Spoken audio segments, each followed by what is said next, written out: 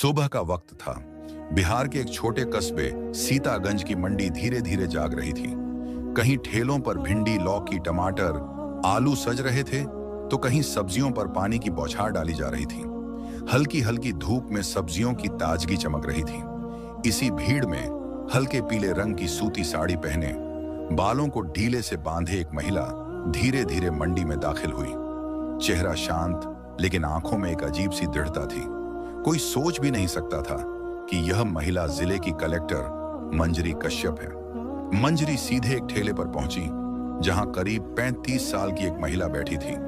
माथे पर पसीने की बूंदें, हाथ सब्जियों में व्यस्त और चेहरे पर जिम्मेदारियों का साफ बोझ। मंजरी ने मुस्कुराकर कहा, बहन, टमाटर का क्या भाव है? महिला कुछ बोलने ही वाली थी कि तभी करीब 10 साल का लड़का दौड़ता हुआ आया और अपनी मां के गले से लिपट गया। माई, चलो ना, स्कूल की घंटी बजने वाली है, मास्टर डांट देंगे। महिला ने थके स्वर में कहा, अरे बेटा, बस 2 मिनट, पहले इनको सब्जी दे दूं, फिर छोड़ दूंगी। लेकिन लड़का मानने को तैयार नहीं था। आंखों में चिंता और होंठों पर जिद। नया माई, अभी चलो, देर हो गई है।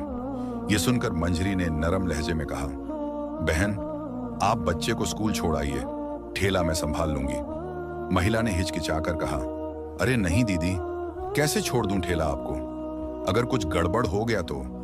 मंजरी की आंखों में भरोसे की एक चमक थी। उन्होंने हल्की मुस्कान के साथ कहा, आप बेफिक्र जाइए, मैं यहां हूं। महिला ने उनकी आंखों में झांक कर देखा और फिर धीरे से सिर हिलाया। ठीक है, मैं अभी आती हूं। वो बेटे का हाथ पकड़कर जल्दी जल्दी गली में मुड़ गई। अब ठेले के पास मंजरी अकेली थी। मंडी का कोलाहल, सब्जियों की महक और आसपास फैली चहल पहल, लेकिन उनकी नजर बार बार आने जाने वाले चेहरों पर थी, जैसे वो किसी का इंतजार कर रही हो। तभी कड़क आवाज के साथ एक लाल रंग की बाइक आकर पास में रुकी। बाइक पर थाना इंचार्ज रमेश ठाकुर था। उसका चेहरा रौबदार, आंखों में घमंड और चाल में दबंग गई। उतरते ही उसने ठेले को घूरते हुए कहा, अरे, ये ठेला तू कब से लगाने लगी? यहां तो सुशीला बैठती थी, वो कहां गई? मंजरी कुछ बोल पाती, इससे पहले ही ठेले वाली महिला लौट आई। जैसे ही उसकी नजर ठाकुर पर पड़ी, उसके चेहरे का रंग उड़ गया। आंखों में डर उतर आया, जैसे किसी ने पुराने जख्म पर नमक छिड़क दिया हो। उसके होंठ कांपने लगे, लेकिन आवाज गले में ही अटक गई। महिला ने हल्की झुकी हुई नजर से कहा, क्या लोगे बलराम साहब? जो चाहो ले जाओ। बलराम चौधरी ने ऐसे अंदाज में बोला जैसे उसे ये रोज का हक हो। 1 किलो भिंडी दे दे, आधा किलो टमाटर, आधा किलो परवल, और हाँ, ऊपर से थोड़ी हरी मिर्च भी डाल देना। उसकी आवाज में हुक्म था, कोई सौदेबाजी नहीं। महिला ने बिना कुछ कहे जल्दी जल्दी सब्जियां तौलनी शुरू कर दी। तराजू के पलड़े हिल रहे थे, लेकिन उसके हाथ जैसे कांप रहे हों। बलराम ने थैला उठाया और ऐसे चलता बना जैसे ये सब मुफ्त मिलना उसका जन्म सिद्ध अधिकार हो। एक बार भी जेब में हाथ नहीं डाला। मंजरी कश्यप ये सब देख रही थी। दिल में जैसे कुछ चुभ गया हो। कुछ पल खामोशी में बीते, फिर उन्होंने ठेले वाली की तरफ देखते हुए कहा, बहन, उसने पैसे क्यों नहीं दिए? तुमने उसे रोका क्यों नहीं? महिला की आंखों में पानी तैर आया। वो धीमे से बोली, दीदी रोज ऐसे ही ले जाता है। जब कुछ कहती हूं तो धमकाता है, कहता है ठेला उठवा दूंगा। अगर ठेला गया तो घर कैसे चलेगा? बच्चे भूखे सो जाएंगे, इसलिए चुपचाप दे देती हूं। उसके लफ्ज जैसे मंजरी के दिल में उतर गए। वो कुछ देर उसे देखती रही, फिर गहरी सांस लेकर बोली, अब ऐसा नहीं होगा, मैं तुम्हारे साथ हूं। कल ठेला तुम मत लगाना, उसकी जगह मैं खड़ी रहूंगी। अगर उसने पैसे नहीं दिए तो मैं उसी की जुबान में जवाब दूंगी। लेकिन कानून के हिसाब से। महिला ने पहली बार आंख उठाकर देखा। उसकी आंखों में कृतज्ञता भी थी और उम्मीद भी। अगली सुबह मंजरी ने गांव की एक साधारण औरत का रूप लिया। सूती साड़ी, सिर पर पल्लू, बिना मेकअप, हाथ में पुरानी टोकरी। ठेले पर सब्जियां सजाकर वो तैयार खड़ी थी। पास वाले दुकानदार उन्हें देखकर हैरान थे। कल तक जो महिला इधर आई थी, आज सब्जी क्यों बेच रही है? थोड़ी ही देर में बलराम चौधरी की लाल बाइक मंडी में दाखिल हुई। उसने ठेले के पास बाइक रोकी, हेलमेट उतारा और तिरछी नजर से देखते हुए बोला, क्या बात है, आज फिर तू? कल भी दिखी थी, आज भी। वो जो यहां बैठती थी, उससे क्या रिश्ता है तेरा? मंजरी ने हल्के स्वर में कहा, उसकी बड़ी बहन हूं। आज उसकी जगह ठेला संभाल रही हूं। बलराम ने आंखें सिकोड़कर उसे ऊपर से नीचे तक देखा, होंठों पर एक तिरछी मुस्कान लाकर बोला, बड़ी बहन है, ठीक है, तोल दे टमाटर और भिंडी। बलराम चौधरी ने तिरछी हंसी के साथ कहा, अरे वाह, तू तो अपनी बहन से भी ज्यादा सुंदर निकली, बड़ी प्यारी लग रही है आज। उसकी निगाहें ऊपर से नीचे तक ऐसे घूमी जैसे सब्जी नहीं, इज्जत तौल रहा हो। फिर बेहूदे लहजे में बोला, चल छोड़ ये बातें, 1 किलो टमाटर तोल दे, साथ में थोड़ा धनिया और मिर्च भी डाल दे। मंजरी ने चेहरे पर कोई प्रतिक्रिया नहीं दी, बस चुपचाप तराजू उठाई, सब्जियां तोली और थैला आगे बढ़ा दिया। बलराम ने थैला थामा और जैसे ही बाइक स्टार्ट करने लगा, मंजरी की आवाज में अचानक सख्ती उतर आई। रुकिए, आपने सब्जियों के पैसे नहीं दिए। बलराम भड़कते हुए बोला, कौन से पैसे? मैं तो रोज फ्री में लेता हूं, अपनी बहन से पूछ लेना, उसने तो कभी कुछ नहीं कहा। और तू मेरे सामने ज्यादा जुबान मत चला। मंजरी ने ठंडी लेकिन ठहरी हुई आवाज में कहा, आप मेरी बहन से चाहे जैसे लेते हो, लेकिन मुझसे नहीं। ये सब्जी लाने में भी पैसे लगते हैं, और जब आप फ्री में उठाकर ले जाते हैं तो हमारे घर का चूल्हा ठंडा हो जाता है। आप जैसे लोग गरीब के पेट पर लात मारते हैं। यह सुनकर बलराम का चेहरा तमतमा उठा। उसने गुस्से में आकर मंजरी के गाल पर एक जोरदार थप्पड़ जड़ दिया। मंजरी हल्की सी लड़खड़ाई, लेकिन खुद को संभाल लिया। आंखों में आंसू थे, पर उस आंसू में डर नहीं, आत्मसम्मान की आग थी। कांपती आवाज में उन्होंने कहा, आपने एक औरत पर हाथ उठाकर बहुत बड़ी गलती की है, इसका अंजाम भुगतना पड़ेगा आपको। बलराम और उखड़ गया। तू मुझे सिखाएगी? तेरी इतनी औकात है? अभी तेरी अक्ल ठिकाने लगा देता हूं। कहते हुए उसने मंजरी के बाल खींच ली। दर्द से मंजरी के होंठों से आह निकली, लेकिन उसने खुद को छुड़ाकर कहा, यह सब गलत है, मैं तुम्हारे खिलाफ रिपोर्ट करवाऊंगी। और हाँ, ये सब्जियों के पैसे तो देने ही पड़ेंगे। बलराम अपनी वर्दी के नशे में बोला, रिपोर्ट? तेरी इतनी हैसियत है? तू तो बस एक ठेले वाली है और मैं इस थाने का इंचार्ज। अभी यहीं खड़े खड़े खरीद सकता हूं तुझे। ज्यादा जुबान चलाई तो सीधे जेल में डाल दूंगा। ये कहकर उसने बाइक स्टार्ट की और निकल गया। मंजरी की मुट्ठियां भींची हुई थीं, सांसें तेज थीं, लेकिन उन्होंने खुद को काबू में रखा। वो जानना चाहती थीं कि बलराम की गिरावट की हद कहां तक है। कुछ देर ठेले पर बैठकर उन्होंने सब्जी वाली को फोन किया। अब तुम आ जाओ, मैं जा रही हूं। महिला के आते ही मंजरी चुपचाप वहां से निकल पड़ी। घर पहुंचकर साड़ी बदली, पीले रंग का सलवार सूट पहना और एक साधारण महिला की तरह थाने पहुंची। थाने में दाखिल होते ही उन्होंने देखा कि बलराम वहां मौजूद नहीं था। डेस्क पर एक हवलदार बैठा था। मंजरी ने सीधे कहा, मुझे रिपोर्ट दर्ज करानी है। बलराम चौधरी कहाँ हैं? और एसएचओ से मिलना है। हवलदार बोला, साहब किसी काम से घर गए हैं और एसएचओ साहब भी फील्ड विजिट पर हैं। आप चाहें तो बैठ जाइए। मंजरी की आंखों में अब इंसाफ की आग थी और यह आग अब किसी भी हालत में बुझने वाली नहीं थी। थोड़ी देर बाद थाने का दरवाजा खुला और भारी कदमों के साथ एसएचओ रघुनाथ यादव अंदर आया।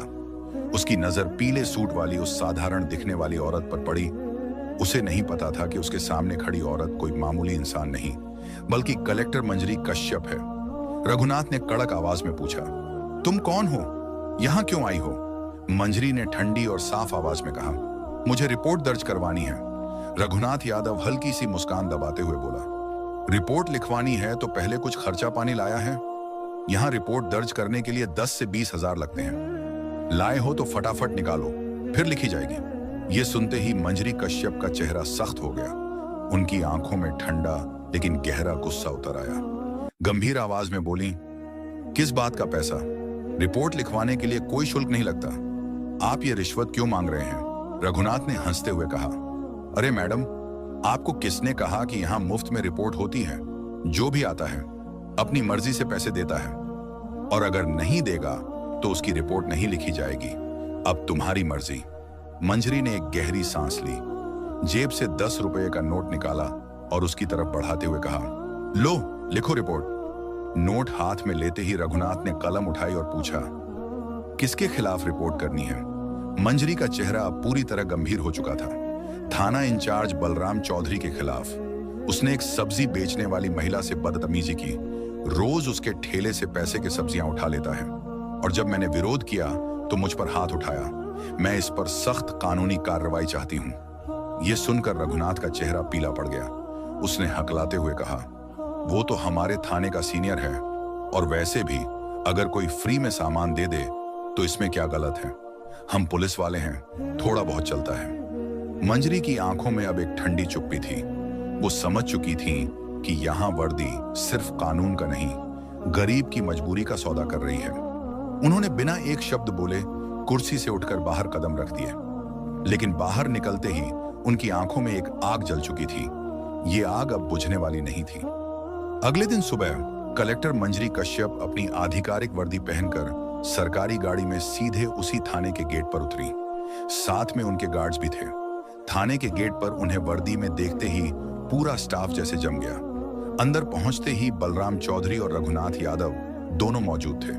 उनके चेहरे पर हवाइयां उड़ गईं जब उन्होंने सामने उसी महिला को देखा जिसे उन्होंने एक मामूली सब्जी वाली समझकर अपमानित किया था। लेकिन आज वो वही महिला नहीं, जिले की कलेक्टर उनके सामने खड़ी थी। घबराहट में दोनों लगभग एक साथ बोले, आप कौन और ये वर्दी क्यों पहनी है? मंजरी की आंखों में अब अधिकारी की गरिमा और सख्ती साफ चमक रही थी।